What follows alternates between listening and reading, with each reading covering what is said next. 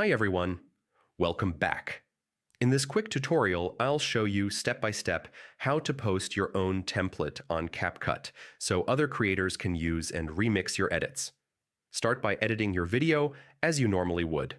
Add effects, animations, and transitions to make it stand out. The more creative, the better your template will perform. Once you're happy with the edit, tap Export. This will bring you to the share screen where you normally save or post your video. Here's something important. Sharing as a template isn't available to everyone right away. You'll need to be a pro editor or a consistent contributor who actively posts on CapCut.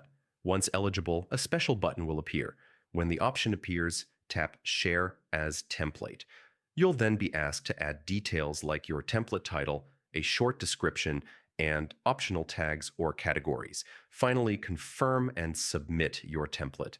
Once published, your work will be available for others to use, helping you showcase your editing style and grow in the CapCut community.